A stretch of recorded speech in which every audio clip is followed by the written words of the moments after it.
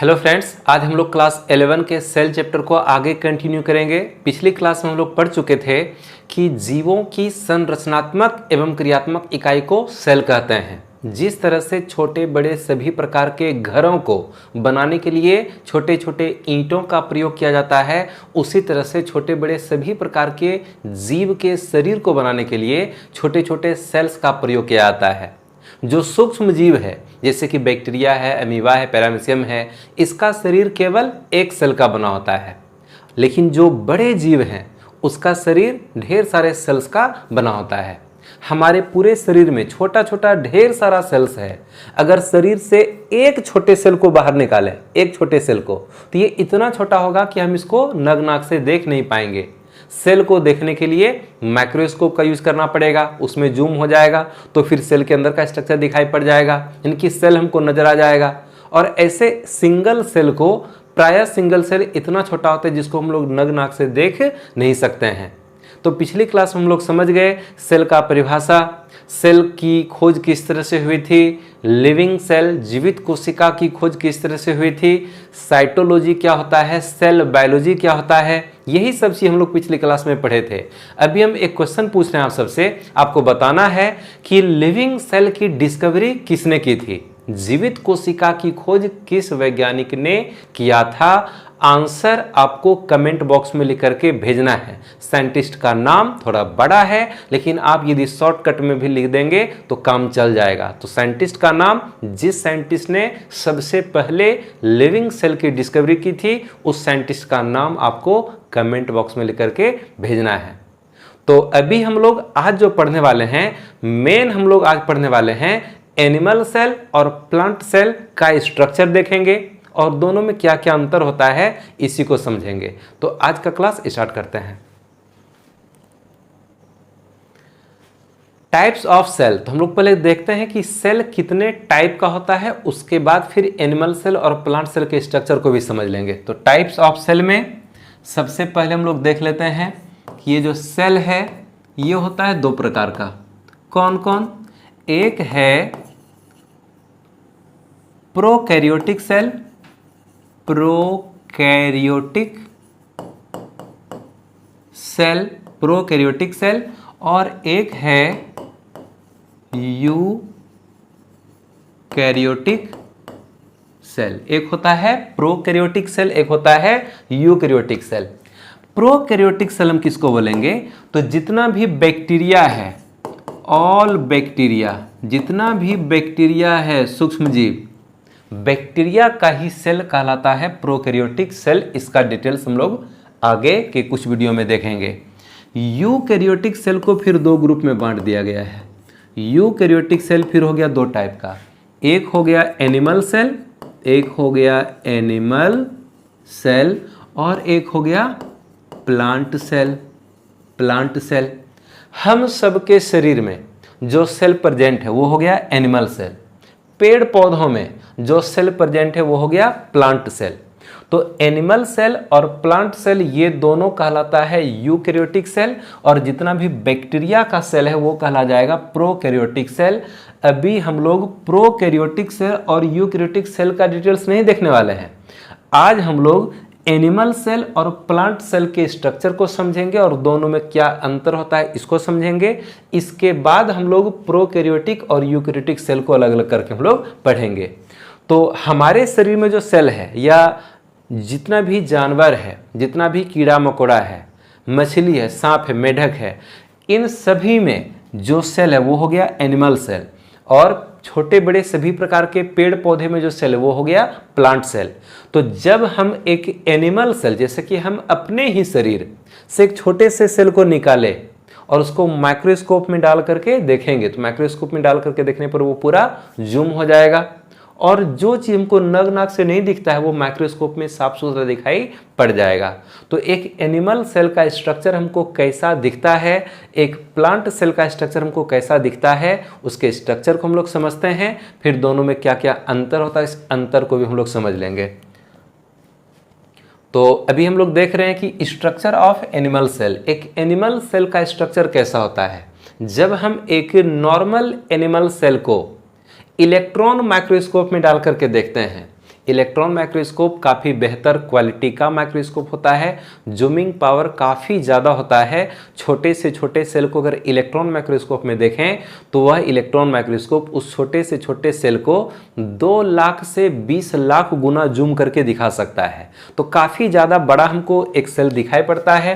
तो यहाँ हम एक एनिमल सेल का स्ट्रक्चर देख रहे हैं और हम हर स्ट्रक्चर को हम बोल बोल करके समझा देंगे। जो भी नाम लिखा हुआ है सारे नाम को हम पढ़ देंगे। आपको बहुत ध्यान से सुनना है कि हम क्या क्या बोल रहे हैं।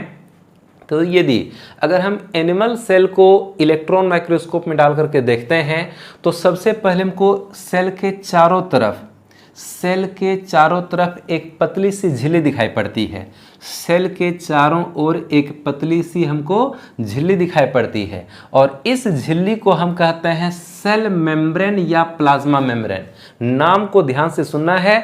ये जो चारों ओर से पतली सी झिल्ली हमको दिखाई पड़ रही है, इस पतली झिल्ली का नाम है सेल मेम्ब्रेन या प्लाज्मा मेम्ब्रेन। क्लियर? इसके बाद सेल के सबसे बीच में हमको एक गोल टाइप का स्ट्रक्चर दिखाई पड़ रहा है। इस गोल स्ट्रक्चर को हम कहते हैं न्यूक्लियस। इस गोल स्ट्रक्चर को हम बोलेंगे न्यूक्लियस। हिंदी में इसको बोलते हैं केंद्रक।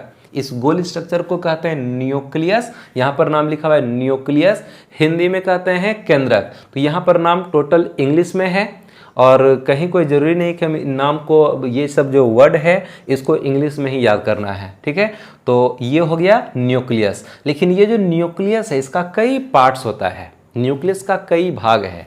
जैसे कि हम देख रहे हैं कि ये जो न्यूक्लियस है ये चारों ओर से डबल मेम्ब्रेन से घिरा हुआ है, 2 झिल्ली से घिरा हुआ है। न्यूक्लियस चारों ओर से दोहरी झिल्ली से घिरा हुआ है। एक झिल्ली जैसे बाहर वाला हो गया, फिर दूसरा अंदर वाला हो गया। तो न्यूक्लियस के चारों ओर कितना झिल्ली है? डबल झिल्ली है।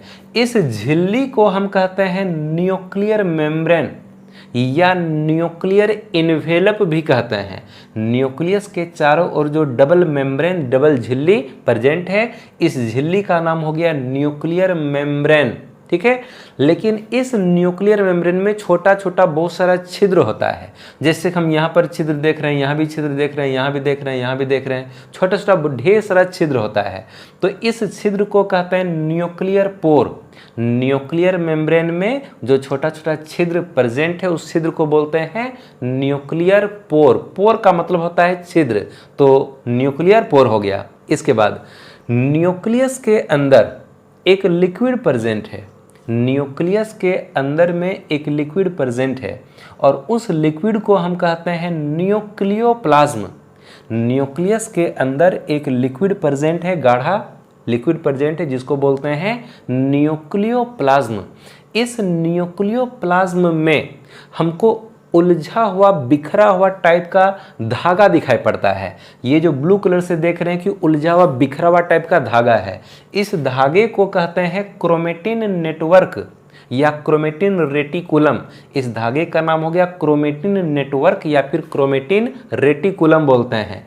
और यहीं पर हमको न्यूक्लियोप्लाज्म में एक छोटा सा गोल स्ट्रक्चर दिखाई पड़ रहा है। एक छोटा सा यहाँ पर ब्लू कलर से गोल स्ट्रक्चर दिखाई पड़ रहा है और इस स्ट्रक्चर को कहते हैं न्यूक्लियोलस। इस स्ट्रक्चर को बोल दिए न्यूक्लियोलस।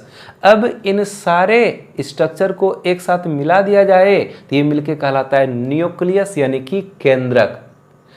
अब ये जो, जैसे हम बताएं कि न्यूक्लियस के अंदर जो एक लिक्विड है उस लिक्विड को हम बोलते हैं क्या? उसको बोलते हैं न्यूक्लियोप्लाज्म।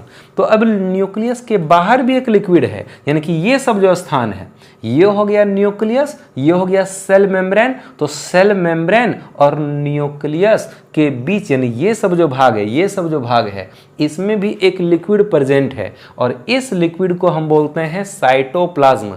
साइटोप्लाज्म और न्यूक्लियोप्लाज्म दोनों को एक साथ मिला करके हम बोलते हैं प्रोटोप्लाज्म। यहाँ लिखा हुआ नाम प्रोटोप्लाज्म। तो ये प्रोटोप्लाज्म एक्चुअल में है क्या? ये जो सेल है एनिमल सेल, एनिमल सेल में सबसे बाहर जो झिल्ली, उस झिल्ली का नाम हो गया सेल मेम्ब्रेन। तो सेल मेम्ब्रेन के अंदर एक गाढ़ा लिक्विड प्रेजेंट रहता है और वो जो गाढ़ा लिक्विड है वही गाढ़ा लिक्विड कहलाता है क्या? प्रोटोप्लाज्म। हम इस प्रोटोप्लाज्म को 2 भाग में बांट देते हैं। हम कहते हैं कि प्रोटोप्लाज्म का वह हिस्सा जो कि सेल मेम्ब्रेन और न्यूक्लियस के बीच यानी इस बीच में प्रेजेंट रहता है उसको बोल देते हैं साइटोप्लाज्म। ठीक है, और प्रोटोप्लाज्म का वह हिस्सा जो कि न्यूक्लियस के अंदर प्रेजेंट है उसको हम बोल देते हैं क्या, न्यूक्लियोप्लाज्म, और या फिर दोनों को मिलाकर के बोल देंगे प्रोटोप्लाज्म। तो प्रोटोप्लाज्म एक जीवित लिक्विड है। प्रोटोप्लाज्म यानी कि सेल के अंदर जो लिक्विड प्रेजेंट है ना, हम इसी लिक्विड को कह देते हैं प्रोटोप्लाज्म। और प्रोटोप्लाज्म एक जीवित लिक्विड होता है। इस प्रोटोप्लाज्म के ही कारण सेल जीवित है। इस प्रोटोप्लाज्म के ही कारण सेल जीवित है। जिस तरह से हम कहते हैं कि छोटा बड़ा सभी प्रकार का घर ईंटों से बना हुआ है ना, उसी तरह से जीव का शरीर सेल से बना हुआ है। तो ईंटों से बना हुआ जो घर है वो निर्जीव है, लेकिन सेल से बना हुआ जो जीव का शरीर है वो क्या है, जीवित है। तो जीव का शरीर जीवित क्यों है? घर तो निर्जीव है लेकिन जीव का शरीर जीवित क्यों है? क्योंकि जो सेल है उस सेल के अंदर में एक जीवित लिक्विड प्रेजेंट है। वो जीवित लिक्विड कहला गया क्या, प्रोटोप्लाज्म। प्रोटोप्लाज्म के कारण ये सेल जीवित है और ऐसे ऐसे ढेर सारे जीवित सेल्स के मिलने से हमारा शरीर बना, तो हम जीवित हैं, है कि नहीं? तो प्रोटोप्लाज्म के ही कारण एक सेल जीवित होता है और प्रोटोप्लाज्म के ही कारण कोई भी जीव जीवित रहता है। अब ये जो साइटोप्लाज्म है यानी कि सेल मेम्ब्रेन और ये हो गया न्यूक्लियस, इस दोनों के बीच का ये सब जो लिक्विड है, इस लिक्विड को हम कहते हैं क्या, साइटोप्लाज्म। इस साइटोप्लाज्म में हमको ढेर सारा स्ट्रक्चर देखने के लिए मिल रहा है। जैसे यहाँ पर हमको अलग अलग टाइप का स्ट्रक्चर देखने के लिए मिल रहा है। इन सारे स्ट्रक्चर को हम लोग एक साथ बोल देते हैं सेल ऑर्गेनेल्स, कोशिकांग कहते हैं। कोशिका का अंग, सेल का ऑर्गन, ये सब जो सारा स्ट्रक्चर हमको देखने के लिए मिल रहा है साइटोप्लाज्म में, ये सब एक साथ कहलाता है क्या, सेल ऑर्गेनेल्स यानी कि कोशिकांग। अब कौन कौन सा स्ट्रक्चर है, उसका क्या क्या नाम है, अभी हम लोग एक तरफ से सारे नाम को हम लोग देख लेते हैं। तो जैसा कि हम यहाँ देख रहे हैं कि न्यूक्लियस, ये न्यूक्लियस का न्यूक्लियर मेम्ब्रेन है, यहाँ से निकला हुआ है टेढ़ी मेढ़ी नली के समान स्ट्रक्चर। टेढ़ी मेढ़ी नली के समान यहाँ से स्ट्रक्चर इससे निकला हुआ है और सेल मेम्ब्रेन तक जाकर के वहाँ टच कर गया है। यहाँ भी इधर भी उसी तरह का टेढ़ा मेढ़ा नली जैसा स्ट्रक्चर यहाँ भी निकला हुआ है और ये थोड़ा सा सेल मेम्ब्रेन से पहले ही खत्म हो गया है।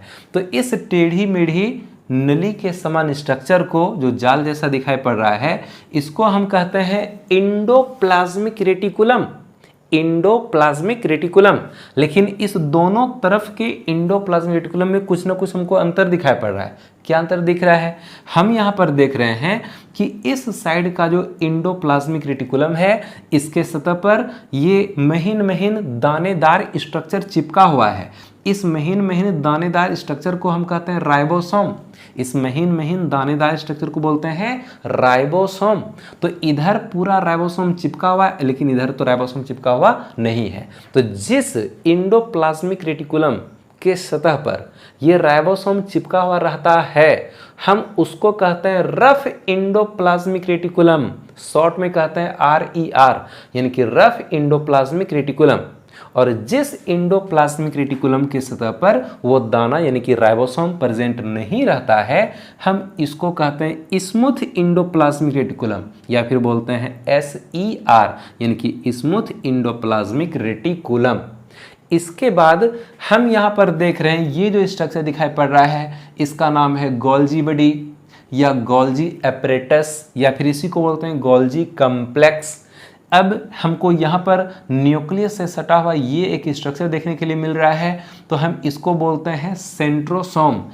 एक सेंट्रोसोम में हमको 2 सेंट्रियोल दिखाई पड़ता है, 2 सिलिंड्रिकल स्ट्रक्चर, एक इधर से है, एक इधर से है, एक इधर से, एक इधर से। ये दोनों को अलग अलग हम बोलते हैं सेंट्रियोल। तो कितना सेंट्रियोल? 2 सेंट्रियोल। दोनों सेंट्रियोल को एक साथ मिला करके क्या बोल देंगे?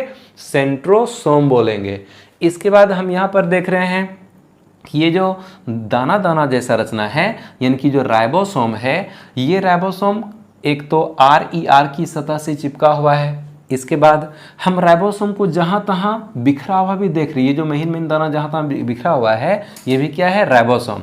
Outer nuclear membrane, nuclear membrane में डबल झिल्ली है तो बाहर वाले झिल्ली से भी चिपका हुआ है, बाहर वाले झिल्ली से भी ये राइबोसोम चिपका हुआ है। और यहाँ हम राइबोसोम को एक ग्रुप में देख रहे हैं, एक झुंड में देख रहे हैं, समूह में। तो समूह वाला जो राइबोसोम है उसका नाम है पॉलीराइबोसोम या फिर पॉलीसोम।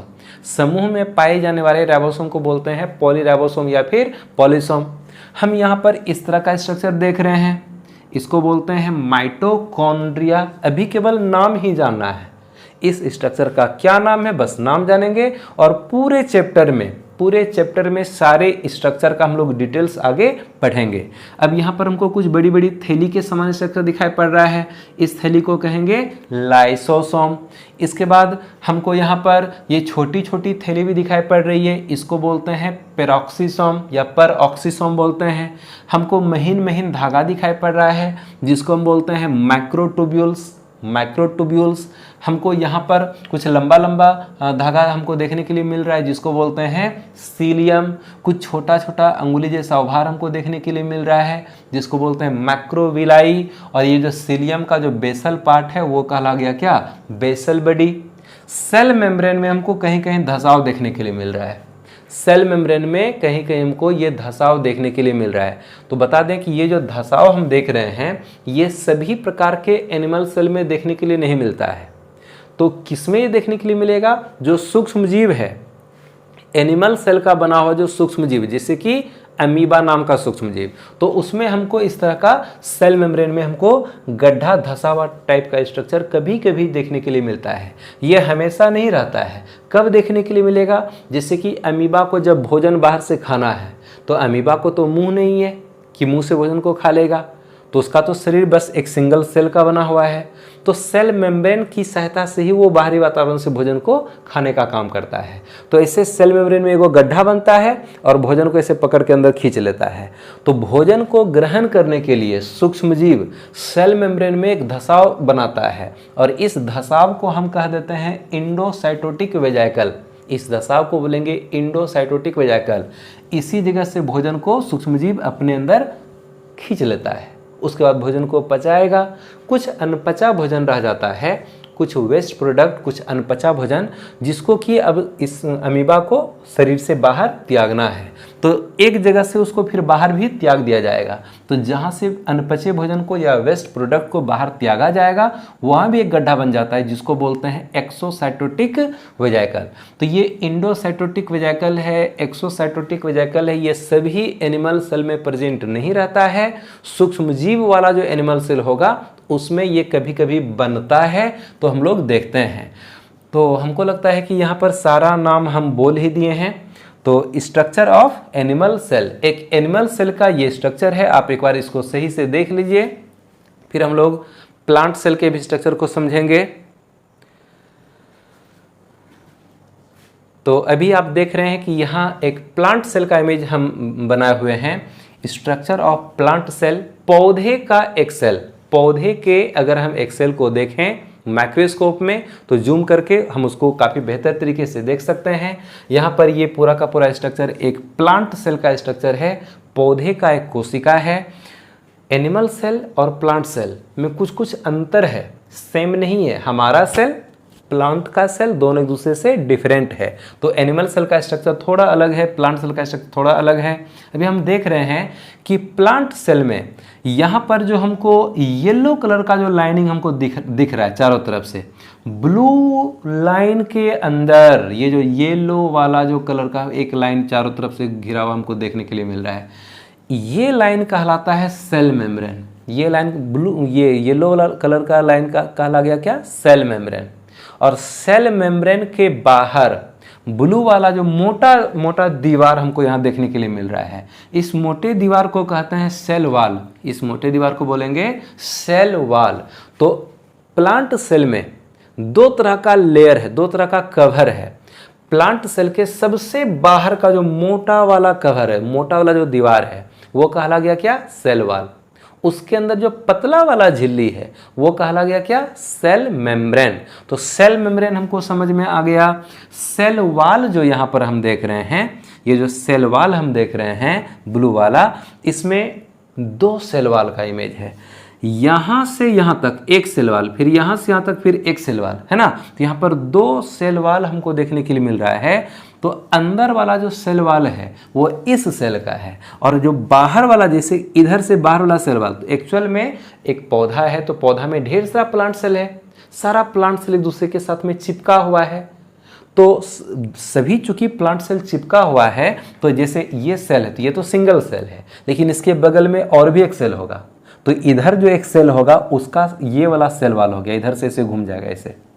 इधर जो एक सेल चिपका होगा तो उसका ये वाला सेल वाल है, इधर भी एक सेल होगा उसका ये वाला सेल वाल है। तो ये जो चारों तरफ से हम सेल वाल दिखा रहे हैं, तो यहाँ डबल लेयर है, ये हो गया एक सेल वाल, उसके बाहर भी एक और सेल वाल है। तो बाहर वाला सेल वाल बगल वाले सेल का है, अंदर वाला सेल वाल इस सेल का है।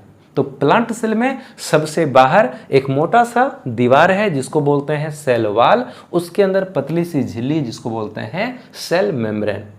अब प्लांट सेल में क्या होता है कि सेल के सबसे बीच में एक बड़ा सा हमको थैली देखने के लिए मिलता है। प्लांट सेल में सबसे बीच में हमको एक बड़ा सा थैली, ये जो बड़ा सा थैली हम देख रहे हैं ये एक्चुअल में इससे भी ज़्यादा बड़ा होता है। तो बाकी चीज़ का फिगर हम ठीक ठाक बना पाएँ इसलिए इसको थोड़ा छोटा ही रखे हैं, लेकिन ये जो बड़ा सा थैली देख रहे हैं ये और भी ज़्यादा बड़ा होता है। इस थैली को हम कहते हैं लार्ज वैक्यूल। इस पूरे थैली का नाम क्या है? Large vacuole. तो ये जो लार्ज वैक्यूल है, इसमें ये जो चारों ओर से झिल्ली है, इस झिल्ली को हम बोल देते हैं टोनोप्लास्ट। इस झिल्ली को, ये जो ब्लू कलर से दिए हुए हैं, ये झिल्ली कहला गया क्या? टोनोप्लास्ट। और इसके अंदर में एक लिक्विड प्रेजेंट है जो कि निर्जीव लिक्विड है, नॉन लिविंग। निर्जीव यहाँ पर द्रव मौजूद है, इस निर्जीव द्रव को कहते हैं सेल सेप। सेल सेप। और ये झिल्ली कहला गया क्या? टोनोप्लास्ट। दोनों को मिला करके बोलते हैं क्या? Large vacuole. बड़ा सा रसधानी है, वैक्यूल है। ये और भी ज़्यादा बड़ा होता है, लेकिन बाकी चीज़ का फिगर ठीक ठाक बना पाए इसलिए इसको थोड़ा सा हम छोटा ही रखे हैं। अब ये जो लार्ज वैक्यूल है ये इतना बड़ा रहता है कि ये प्लांट सेल के लगभग 90% हिस्सा को छेक लेता है। पूरा बीच वाला पूरा एरिया को क्या करेगा? छेक लेगा। तो इसका जो न्यूक्लियस है वो रहता है साइड में, किनारे में। तो जैसे कि हम एनिमल सेल में देखें कि बीच में न्यूक्लियस था, लेकिन प्लांट सेल में बीच में क्या आ गया? Large vacuole. इसके वजह से ये जो न्यूक्लियस है ये कहाँ चला गया? थोड़ा सा किनारे, वो सेल मेम्ब्रेन के किनारे चला गया। तो हम यहाँ पर ये न्यूक्लियस देख रहे हैं। जैसा कि हम लोग अभी एनिमल सेल में देखें कि न्यूक्लियस का कई पार्ट होता है। न्यूक्लियस की चारों ओर की झिल्ली को हम क्या बोलते हैं? न्यूक्लियर मेम्ब्रेन कहते हैं। इस चारों ओर की झिल्ली को क्या बोलेंगे? न्यूक्लियर मेम्ब्रेन बोलेंगे। उसमें जो छिद्र है उसको क्या बोलेंगे? न्यूक्लियर पोर बोलेंगे। इसके बाद जो उसके अंदर में लिक्विड है उसको बोलेंगे न्यूक्लियोप्लाज्म। अंदर में ये उलझा हुआ धागा जिसको बोलते हैं क्रोमेटिन नेटवर्क। और ये छोटा सा जो गोलाकार स्ट्रक्चर इसको बोल देंगे न्यूक्लियोलस। तो यहाँ पर ज़्यादा नाम नहीं लिखे हैं, केवल हम इस पूरे स्ट्रक्चर को क्या बोल दिए? न्यूक्लियस बोल दिए। अब न्यूक्लियस के बाहर जो लिक्विड है उस लिक्विड को क्या बोल देंगे? साइटोप्लाज्म। कहीं पर लिखे होंगे, यहाँ पर है साइटोप्लाज्म। यहाँ पर ये सब लिक्विड क्या कहला गया? साइटोप्लाज्म। अब इस साइटोप्लाज्म में भी ढेर सारा सेल ऑर्गेनल्स है, ढेर सारा कोशिकांग है। जैसे कि यहाँ देख रहे हैं RER यानी रफ एंडोप्लाज्मिक रेटिकुलम। इसके सतह पर ये राइबोसोम है और राइबोसोम का ये ग्रुप यानी कि पॉलीसोम हो गया। इधर हम देख रहे हैं SER स्मूथ एंडोप्लाज्मिक रेटिकुलम। हम यहाँ पर लाइसोसोम देख रहे हैं, हम यहाँ पर माइटोकॉन्ड्रिया देख रहे हैं, हम यहाँ पर माइक्रोट्यूब्यूल्स भी देख रहे हैं, यहाँ पर पेरोक्सीसोम देख रहे हैं, यहाँ पर ये गोल्जी बॉडी भी देख रहे हैं। तो क्या है कि प्लांट सेल का जो गोल्जी बॉडी होता है वो काफ़ी सिंपल टाइप का होता है। एनिमल सेल का जो गोल्जी बॉडी होता है वो थोड़ा सा कम्प्लेक्स टाइप का होता है। थोड़ा सा अंतर समझने का कोशिश कीजिए। हम फिगर दिखा रहे हैं एनिमल सेल का, यहाँ पर ये है गोल्जी बॉडी। तो एनिमल सेल का जो गोल्जी बॉडी है उसका ये वाला जो नली वाला जो पार्ट है ये थोड़ा सा ज़्यादा टेढ़ा टेढ़ा है ना, ज़्यादा कर्व है, जैसे ज़्यादा टेढ़ा करके है। हम इसको बोलते हैं कम्प्लेक्स टाइप का, जटिल प्रकार का गोल्जी बॉडी। लेकिन कि अगर प्लांट सेल के गोल्जी बॉडी की बात करें तो प्लांट सेल का जो गोल्जी बॉडी है उसका ये जो लंबा लंबा लाइन है इसका एक्चुअल नेम होता है सिस्टर्नी। हम लोग आगे पढ़ेंगे जब डिटेल्स में देखेंगे गोल्जी बॉडी को, तो इस पाइप को बोलते हैं सिस्टर्नी। तो इसका सिस्टर्नी थोड़ा सीधा सीधा है और एनिमल सेल में क्या था, वो टेढ़ा टेढ़ा था। तो प्लांट सेल में जो गोल्जी बॉडी होता है वो सिंपल टाइप का होता है, साधारण प्रकार का होता है, और इस साधारण प्रकार के गोल्जी बॉडी को हम डिक्टियोसोम भी कहते हैं। तो प्लांट सेल में सिंपल टाइप का गोल्जी बॉडी प्रेजेंट रहता है। तो गोल्जी बॉडी हो गया, लार्ज वैक्यूल हो गया। हमको एक ग्रीन कलर का स्ट्रक्चर, एक्चुअल में ग्रीन ही स्ट्रक्चर होता है ये हमको एक स्ट्रक्चर दिखाई पड़ता है। इसका नाम है क्लोरोप्लास्ट, या हम इसको बोलते हैं क्या, प्लास्टिड। प्लास्टिड का आगे डिटेल्स हम लोग देखेंगे। तो प्लास्टिड कई प्रकार का होता है, जिसमें से एक होता है क्लोरोप्लास्ट, ये हरा रंग का होता है। तो क्लोरोप्लास्ट के अंदर में हरा रंग का कण भरा हुआ है, जिसको बोलते हैं क्लोरोफिल, और क्लोरोफिल के ही कारण पौधे का जो पत्ती है वो हरा होता है, और इस वजह से वो प्रकाश संश्लेषण प्रोसेस के द्वारा सनलाइट के प्रेजेंस में भोजन बनाने का भी काम करता है। तो ये हो गया क्या, क्लोरोप्लास्ट।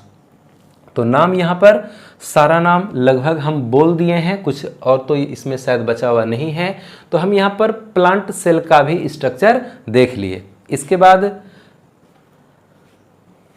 यहाँ पर हम 3D इमेज देख रहे हैं सेल का, एनिमल सेल और प्लांट सेल दोनों का हम 3D इमेज देख रहे हैं। सेल का कट सेक्शन दिखाया गया है। जैसा कि हम यहाँ पर देख रहे हैं कि ये एक एनिमल सेल है। ये कौन सा सेल है, ये है एनिमल सेल, ठीक है। एनिमल सेल में सबसे बाहर हमको सेल मेम्ब्रेन दिखाई पड़ रहा है। एनिमल सेल को इस तरह से कट किया गया है, एनिमल सेल को कट किया गया, अंदर का स्ट्रक्चर हमको दिखाई पड़ रहा है। तो हम सबसे बाहर यहाँ पर देख रहे हैं कि सेल मेम्ब्रेन, या फिर हम इसी को प्लाज्मा मेम्ब्रेन भी कहते हैं। यहाँ हमको न्यूक्लियस दिखाई पड़ रहा है, और न्यूक्लियस में ये छोटा छोटा छिद्र जिसको न्यूक्लियर पोर कहते हैं वो भी दिखाई पड़ रहा है, और अंदर में हमको न्यूक्लियोलस भी देखने के लिए यहाँ मिल रहा है। ये हो गया एंडोप्लाज्मिक रेटिकुलम। यहाँ पर हम गोल्जी बॉडी देख रहे हैं, है ना। यहाँ पर हम माइटोकॉन्ड्रिया देख रहे हैं। तो ये सारा स्ट्रक्चर हम लोग एनिमल सेल में भी देख रहे हैं। इधर प्लांट सेल का फिगर है, प्लांट सेल को भी कट किया गया है। सबसे बाहर मोटा वाला जो लेयर है इसको हम बोल देते हैं क्या, सेल वाल कहते हैं। और सेल वाल में छोटा छोटा छिद्र है, सेल वाल में छोटा छोटा छिद्र है। छिद्र, ये सेल वाल में जो छिद्र है वो हम यहाँ पर भी बनाए हुए थे। यहाँ पर ये जो सेल वाल, इसमें छोटा छोटा छिद्र है, इस छिद्र को बोलते हैं प्लाज्मोडेस्मेटा। जैसे यहाँ पर छिद्र है, यहाँ भी छिद्र है, यहाँ भी छिद्र है ना, हम इस छिद्र को बोलते हैं प्लाज्मोडेस्मेटा। तो ये हो गया प्लाज्मोडेस्मेटा। तो हम यहाँ पर वही छोटा छोटा छिद्र देख रहे हैं जिसको प्लाज्मोडेस्मेटा बोलेंगे। इसके बाद हमको यहाँ पर न्यूक्लियस देखने के लिए मिल रहा है। इसमें न्यूक्लियर पोर देख रहे हैं, एंडोप्लाज्मिक रेटिकुलम देख रहे हैं। यहाँ पर ये क्लोरोप्लास्ट है ना, ये क्लोरोप्लास्ट हम देख रहे हैं। ये दोनों माइटोकॉन्ड्रिया है। इसके बाद हमको यहाँ पर एक बड़ा सा वैक्यूल देखने के लिए मिल रहा है ना, बड़ा सा वैक्यूल हम देख रहे हैं। तो वैक्यूल एक्चुअल में इधर एनिमल सेल में भी दिखाया गया है।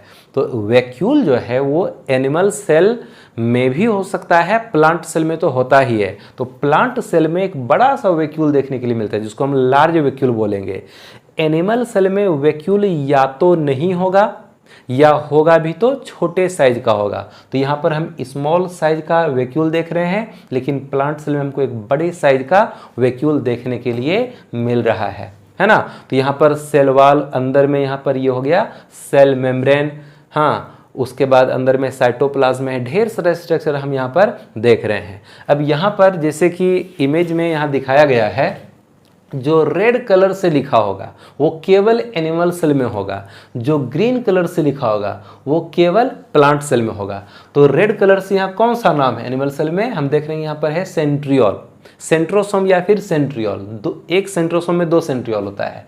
तो ये जो रेड कलर से लिखा है सेंट्रियोल, इसका मतलब है कि ये जो सेंट्रियोल है ये केवल एनिमल सेल में होगा, प्लांट सेल में नहीं होगा। तो ये सेंट्रियोल हम देख रहे हैं एनिमल सेल में। क्या ऐसा वाला सेंट्रियोल प्लांट सेल में है? नहीं है, प्लांट सेल में ऐसा सेंट्रियोल नहीं है। तो याद रख, ये एक अंतर हो गया कि सेंट्रियोल केवल एनिमल सेल में प्रेजेंट रहता है, प्लांट सेल में सेंट्रियोल नहीं रहता है। इसके बाद हम यहाँ देख रहे हैं कि ग्रीन कलर से जो प्लांट सेल में लिखा हुआ प्लांट में होगा, तो ग्रीन कलर से यहाँ पर हम क्लोरोप्लास्ट नाम देख रहे हैं। तो ये क्लोरोप्लास्ट केवल प्लांट सेल में होगा, एनिमल सेल में नहीं होगा।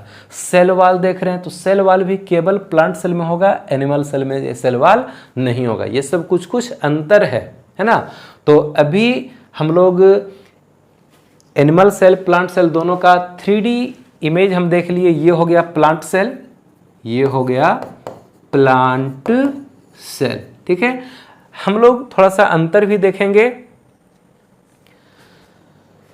तो हम लोग देखते हैं कि एनिमल सेल और प्लांट सेल में क्या क्या अंतर होता है। अभी हम लोग इमेज देख लिए और अभी हम यहाँ पर एक कॉलम बनाए हुए हैं, एक तरफ है प्लांट सेल, एक तरफ है एनिमल सेल। तो प्लांट सेल में फर्स्ट पॉइंट है cell wall present. Plant cell में सबसे बाहर का जो दीवार है वो क्या है, सेल वॉल। तो प्लांट सेल में सेल वॉल रहता है, लेकिन एनिमल सेल में सेल वॉल एब्सेंट रहता है। इसके बाद क्लोरोप्लास्ट या प्लास्टिड प्रेजेंट एक्सेप्ट फंजाई। तो फंजाई का मतलब होता है फफूंदी, फंजाई मतलब फफूंदी। सड़ते गलते फल सब्जी के ऊपर, रोटी सब के ऊपर रुई जैसा फफूंदी लगता है ना, वही क्या है, फंजाई। वो भी प्लांट सेल का बना हुआ है, तो उसमें क्लोरोप्लास्ट नहीं होगा। लेकिन अगर फंजाई को छोड़ दें तो बाकी जितना भी पौधा है, जितना भी हरा पौधा है, तो उसमें क्लोरोप्लास्ट, उसके सेल में क्लोरोप्लास्ट प्रेजेंट रहता है। और ये क्लोरोप्लास्ट एनिमल सेल में एब्सेंट रहता है, नहीं पाया जाता है। यहाँ लिखा है लार्ज वैक्यूल प्रेजेंट। जैसा कभी बताए कि प्लांट सेल में एक बड़ा सा वैक्यूल हमको देखने के लिए मिलता है, लेकिन इधर क्या है, large vacuole absent, small vacuole present in some animal cell. लिखा हुआ है कि इधर एनिमल सेल में लार्ज वैक्यूल तो होगा ही नहीं, लेकिन कुछ कुछ एनिमल सेल में स्मॉल वैक्यूल हो सकता है, छोटा छोटा वैक्यूल हो सकता है। इसके बाद है सेंट्रोसोम एब्सेंट। प्लांट सेल में सेंट्रोसोम या सेंट्रियोल नहीं होता है, लेकिन कि एनिमल सेल में सेंट्रोसोम प्रेजेंट रहता है। इसके बाद है सिंपल गोल्जी बॉडी प्रेजेंट। इधर है कम्प्लेक्स गोल्जी बॉडी प्रेजेंट। जैसा बताए कि प्लांट सेल का जो गोल्जी बॉडी होता है वो उसका सिस्टर्नी थोड़ा सीधा सीधा होता है, तो वो सिंपल टाइप का हो गया। लेकिन एनिमल सेल के गोल्जी बॉडी का जो सिस्टर्नी वो थोड़ा टेढ़ा टेढ़ा रहता है, तो वो हो गया कम्प्लेक्स टाइप का गोल्जी बॉडी। इसके बाद है lysosome present in minimum number, यानी कि यहाँ पर प्लांट सेल में लाइसोसोम का संख्या बहुत बहुत कम होता है। इधर है lysosome present in maximum number, यानी कि एनिमल सेल में लाइसोसोम का संख्या ज़्यादा हमको देखने के लिए मिलता है। इसके बाद है mitochondria present in minimum number, यानी कि प्लांट सेल में माइटोकॉन्ड्रिया का भी संख्या कम होता है, लेकिन इधर क्या है, mitochondria present in maximum number. तो इधर है कि माइटोकॉन्ड्रिया अधिक से अधिक संख्या में हमको एनिमल सेल में देखने के लिए मिलता है। तो ये पॉइंट हम देख लिए कि प्लांट सेल और एनिमल सेल में क्या कुछ अंतर होता है। और आज का लेक्चर होता है यहीं पर कंप्लीट। नोट्स लेने के लिए आपको टेलीग्राम ग्रुप ज्वाइन करना है, लिंक आपको डिस्क्रिप्शन में मिल जाएगा। वहां जा करके लिंक पर क्लिक करके आप इस टेलीग्राम ग्रुप को ज्वाइन कीजिए, और जो कुछ भी पढ़ाते हैं इसका PDF आपको इस टेलीग्राम ग्रुप में मिल जाएगा। अभी हम सारे पेज का स्क्रीनशॉट क्लिक करवाते हैं, आप एक तरफ से सारे पेज का स्क्रीनशॉट ले लीजिएगा। यहां से आप स्क्रीनशॉट लेना शुरू कर सकते हैं, इसका भी लेना है।